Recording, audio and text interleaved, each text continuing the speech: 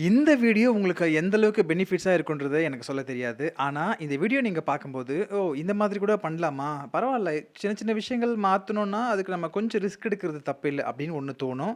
2வது இந்த மாதிரி இயல்பா இருக்கிறதும் கரெக்ட்டு தான். அதுதான் லைஃப் வந்து சின்ன சின்ன விஷயங்களுக்கு நம்ம இம்பார்ட்டன்ட் குடுக்கறது முக்கியம் தான் அப்படின்னு கூட உங்களுக்கு தோணும். அதனால நீங்க இந்த வீடியோவ பார்க்கலாம். மத்தபடி ஒரு பெரிய இன்ஃபர்மேட்டிவான ஒரு வீடியோன்னு நான் கண்டிப்பா நானே சொல்ல மாட்டேன். அ ஏன் சொல்றேன்னா, சென்னையில நாங்க வாடகை வீட்ல இருந்து அந்த வீட்ட பூட்டிட்டு, கொஞ்சோண்டு திங்ஸ் ஒரு கார்ல என்ன திங்ஸ் பிடிக்குமோ, அந்த திங்ஸ மட்டும் எடுத்துக்கிட்டு, நானும் ஒய்ஃப வந்து பொள்ளாச்சி கோயம்புத்தூர் போயிட்டு, பொள்ளாச்சியில வந்து ஒரு வீடு வாடகை எடுத்தேன்னு சொல்லி நான் போன வீடியோல சொல்லியிருந்தேன். அங்க போன பிறகு நம்ம எப்படி இருந்தோம்? அதுக்கப்புறமா நம்ம லைஃப் ஸ்டைல் எப்படி இருந்துச்சு? அதுதான் நான் வந்து கொஞ்சமா சுருக்கமா இந்த வீடியோல சொல்லலான்ட்டு இருக்கேன்.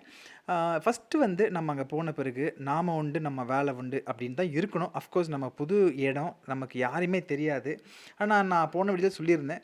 நம்மகிட்ட வந்து அங்க இருக்கிறவங்க எல்லாருமே தனித்தனியா பழகுனாங்க.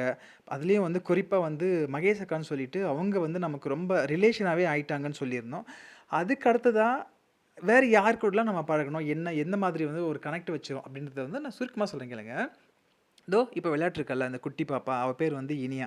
ஆ இந்த இனியா நம்ம போன பிறகு நம்ம வீட்டுக்கு எதிர் வீடு, ஒரு 2 வீடு தள்ளின்னு வச்சுங்களேன். அப்போ அந்த வீட்ல வந்து இந்த குழந்தை பொறந்திருக்கு அப்படின்னு சொன்னாங்க. அப்ப நாம என்ன பண்ணோம்னா, அப்படிங்களான்னு சொல்லிட்டு தலையாட்டிட்டு இல்லாம, ஆ அதுக்கு அடுத்ததா நம்ம வந்து ஆழியார்ல இருக்கோம். அங்கருந்து நம்ம என்ன பண்ணோம்னா, ஒரு நாள் வந்துட்டு கொஞ்சம் ஃப்ரீயா இருக்கும்போது பொள்ளாச்சிக்கு போயிட்டு, அந்த குட்டி பாப்பாக்கு வந்து ட்ரெஸ் எடுத்துட்டு வந்தோம். ட்ரெஸ் எடுத்துட்டு வந்து ஏன்னா, நம்ம எதிர் வீட்டுக்கு வந்திருக்கிறோம். புதுசா குடுத்தனம் வந்திருக்கிறோம். ஆனா, நமக்கு ஆப்போசிட்ல வந்து ஒரு குழந்தை பொறந்திருக்குன்னு சொல்லும்போது, நம்ம எப்படி வெறுமனே போக முடியாது. ஆனா, அந்த குழந்தைய போய் பார்க்கவும் நமக்கு பார்க்கணும்னு அவசியம் இல்ல அப்படின்னு நினைக்காம, கண்டிப்பா நம்ம போய் பார்க்கணும். அதுவும் ட்ரெஸ்ஸோட போய் பார்க்கணும்னு சொல்லிட்டு, நாங்க வந்து பொள்ளாச்சி டவுனுக்கு போயிட்டு ட்ரெஸ் எடுத்துட்டு வந்து குடுத்து, அந்த குழந்தைய போய் பார்த்துட்டு வந்தோம். ஃபர்ஸ்ட் டைமா நாங்களே அறிமுகமாகிட்டோம். நாங்க இந்த மாதிரி எதிர் வீட்டுக்கு வந்திருக்கோம். சென்னையிலேருந்து வந்திருக்கோம். கொஞ்ச நாள் இங்க தான் குடுத்தனம் பண்ண போறோம் அப்படின்ட்டு. அவங்க வந்து இனியாவோட அம்மா வந்து இந்த சத்யான்னு அந்த தங்கச்சி ஒருத்தி. அவங்க சத்யா, அதுக்கு அவங்க அம்மாவும், தம்பியும் இருக்காங்க அந்த வீட்ல வச்சுக்கங்களேன்.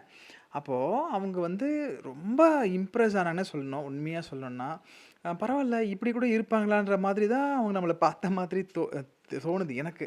அ ஆனா அதுக்கு அடுத்ததா பார்த்தீங்கன்னா, நம்ம அது ஒரு சின்ன ஒரு ஃபார்மாலிட்டி தான் பண்ணோம். பெருசா ஒண்ணுமே அதான் நான் சொன்னேன் ஆரம்பத்திலேயே. பெருசா நம்ம ஒண்ணுமே பண்ணல. சின்ன சின்ன விஷயம் தான் பண்ணோம்னு சொன்னேன் இல்லையா? அதுதான். சின்னதா ஒரு விஷயம் தான் பண்ணோம். ஆனா, அவங்க நம்ம அங்க இருக்கிற வரைக்கும், அங்க கிட்டத்தட்ட ஒரு 1 இயர் கிட்ட இருந்திருப்போம்னு வச்சுக்கங்களேன். அவ்வளோ நாள் வரைக்குமே அவங்ககிட்ட நம்மகிட்ட வந்து அவங்க ரொம்ப அன்பா இருந்தாங்க. சத்யாலாம் வந்து அந்த குழந்தைய கூட்டு வந்து நம்மகிட்ட விட்டுருவா, அதிகமா. அதாவது இனியாவோட அம்மா. இனியாவும் நம்மகிட்ட அவ்ளோ க்ளோஸு, அவ்ளோ செல்லம். அ என்ன சொல்றது? நமக்கு சென்னையில வந்து நமக்கு அவ்ளோ ஸ்ட்ரெஸ்ஸான ஒரு ஒர்க்குன்னு சொல்லுவோம் இல்லையா? அந்த ஒர்க் ஃப்ரம் ஹோம்ல அவ வந்து ஒரு நல்ல ஸ்ட்ரெஸ் பஸ்ட்ன்னு சொல்லலாம். அதாவது அவ இருக்க ஒரு நேரம் வரைக்கும் நமக்கு வந்து ரொம்ப கவலையா தெரியாத அளவுக்கு இருந்தது. அப்படி சொல்லலாம். 2வது இதுதான் அந்த நம்ம எடுத்து குடுத்த ட்ரெஸ். இத வந்து அவங்க பாட்டி போட்டுட்டு கண்டிப்பா இத வந்து நம்ம காமிக்கணும்னு சொல்லிட்டு ரொம்ப ஆசைப்பட்டாங்க. அது ஒரு அவங்க முகத்துல ஒரு உண்மையான சந்தோஷத்த பார்த்தோம். அ இது நான் ஏன் சொல்றேன்னா, நம்ம பண்ற ஒரு சின்ன சின்ன விஷயங்கள் வந்து எப்படி இம்பாக்ட் ஆகுது பாருங்களேன் அடுத்தவங்களுக்கு. அடுத்ததா சொல்லணும்னா இது பாருங்க, இது வந்து ஜனனின்னு சொல்லிட்டு ஒரு குட்டி பாப்பா. அவளுக்கு வந்து அப்பா இல்ல. அம்மா, ஒரு அண்ணா இருக்காங்க. ஆனா, இந்த பர்த்டே எல்லாம் எப்படி நடந்துச்சுன்னு சொன்னா, இது வந்து நம்ம அங்க போன பிறகு அங்க இருக்கிற எல்லா குட்டீஸும் நம்ம வந்து ஒண்ணா சேர்ந்து, இது மாரி பர்த்டே வருது அடுத்த வாரம். ஓ! அப்படியா? சரி, சரி நம்ம இப்படி பண்ணலாமா? அப்படி பண்ணலாமான்னு குட்டி பசங்களோட சேர்ந்து நம்ம வந்து பிளான் பண்றது. நம்ம நேரம் கொஞ்சம் தான் நம்ம ஒதுக்குவோம். நமக்கு குட்டீஸ்லாம் விளையாடுவாங்க. நம்மளோட வேலை நம்ம அது இல்ல அப்படின்னு இல்லாம, இருக்கிற புதுசா ஒரு லொகேஷனுக்கு போயிருக்கோம் இல்லையா? கொஞ்சம் இயல்பா இருக்கிறதுக்காக நம்ம ட்ரை பண்ணோம். வேற ஒண்ணுமே இல்லங்க. அப்போ சரி ஓகே, ஒரு பர்த்டே வருதுல்ல, அப்ப நம்ம செலிப்ரேட் பண்ணலாம். அப்படின்னு சொல்லிட்டு அந்த பின்னால இருக்கிற டெக்கரேஷன் எல்லாமே இருக்கிற அந்த மத்த குட்டி பசங்களே ரெடி பண்ணதுன்னா பார்த்துக்கங்க. அந்த நேம் கட் பண்ணது, இந்த சத்யா இவங்கலாம் சேர்ந்து இந்த நேம், அதுக்கப்புறம் பலூன் ஒட்டுறது, இதெல்லாம் இவ்ளோ அரேஞ்ச்மென்ட். இப்போ அ ஜனனின்ற அந்த பாப்பாக்கு வந்துட்டு அவங்க அப்பா இல்ல. ஒருவேள அவங்க அப்பா இருந்தா இத விட கிராண்டா பண்ணிருக்கலாம்னு வச்சுக்கங்க. ஆனா இந்த குழந்தைங்க வயசுல வரும்போதெல்லாம் பார்த்தீங்கன்னா, பர்த்டே வந்துட்டு கண்டிப்பா செலிப்ரேட் பண்ணணும். அட்லீஸ்ட் ஒரு பர்த்டேவாவது பண்ணணுங்க. ஏன் சொல்றேன்னா, பெரியவங்களா ஆன பிறகு நம்ம வந்து கொண்டாடுவோம், கொண்டாடாம விட்டுருவோம். அது ஒரு விஷயம். ஆனா சின்ன பசங்களா இருக்கும்போது நம்ம என்ன பண்ணுவோம்னா, ஒரு சின்ன எதிர்பார்ப்பு இருக்கும். என் பர்த்டே வந்து மத்த பசங்கள்லாம் வந்து செலிப்ரேட் பண்றாங்க. நமக்கு வந்து அந்த செலிப்ரேஷன் இல்லையேன்ட்டு.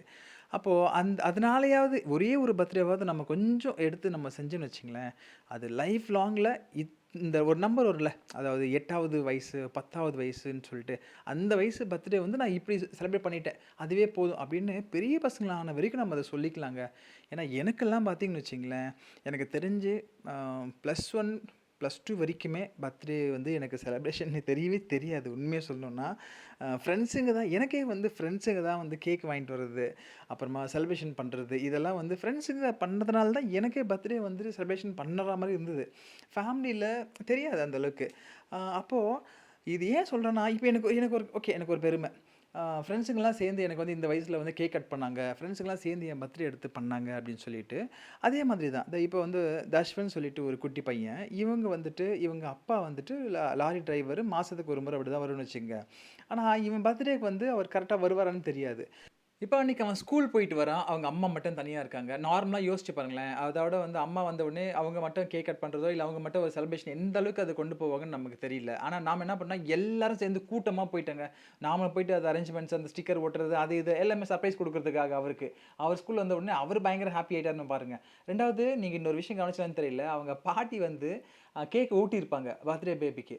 ஆனா, அவன் திருப்பி ஊட்டுனானா இல்லையான்னு தெரியல. அதுக்குள்ள வந்து அவங்களே என்ன பண்ணுவாங்கன்னா, அந்த பாட்டி வந்துட்டு கேக் வந்து சாப்பிட ஆரம்பிச்சிருப்பாங்க. என் ஒய்ஃப் ஓடி போய் கையில இருந்து பிடிங்கிருப்பா.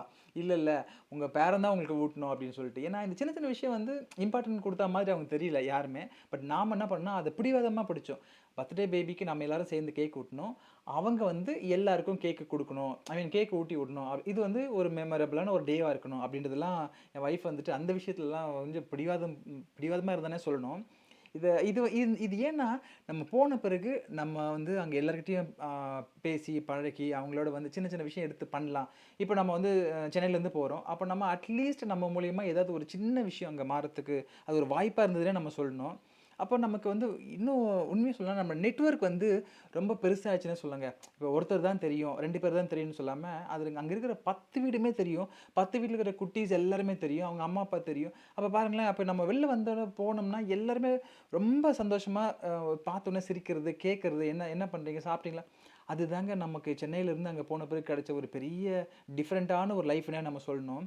அது மட்டும் இல்ல, நம்ம மகேஷ் அக்காவோட பர்த்டேவும் அந்த பீரியட்ல வந்தது.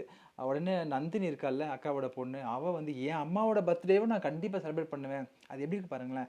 மேபி அவங்க அம்மா வந்து இந்த வயசுல அவங்க வந்து செலிப்ரேட் பண்றதுக்குலாம் ரெடியா இல்ல. ஆனா அவ வந்து அவ்ளோ பாசமா இல்ல, இல்ல எவ்வளோ வயசானாலும் பரவால்ல. அத பத்தி எனக்கு கவல இல்ல. எங்க அம்மாவுக்கு வந்து கேக் கட் பண்ணணும். அவங்க ஆக்சுவலா ரெடி கூட ஆகல, உண்மைய சொல்லணும்னா. இந்த மாதிரி இவ்ளோ விஷயம் டக்கு டக்குன்னு நடந்த மாரி இருந்தது, நம்ம இருக்கும்போது. அது கொஞ்சம் சந்தோஷமா இருந்தது. அது நம்ம அதுக்கு நாம ஒரு முக்கியமான காரணமா இருந்தோம் அப்படின்றது உண்மையிலுமே ஒரு பெருமையான ஒரு விஷயங்க. எல்லாரோட சேர்ந்து சந்தோஷமா இப்படி இருக்கிறது வந்து நம்ம வெறும் வார்த்தையெல்லாம் சொன்னாலாம் பத்தாது. அத அனுபவிச்சா தான் தெரியும். ஹவுஸ் ஓனர் நம்ம வீட்டுக்கு சாப்பாடு குடுக்குறது, நம்ம அவங்க வீட்டுக்கு போறது. ஒரு ஒரு நல்ல லைஃப் நீங்க உங்களுக்கு இது மாரி அமைஞ்சதுன்னா, கண்டிப்பா நீங்க என்ஜாய் பண்ணுங்க. நாங்க நல்லா என்ஜாய் பண்ணோங்க. Thank you.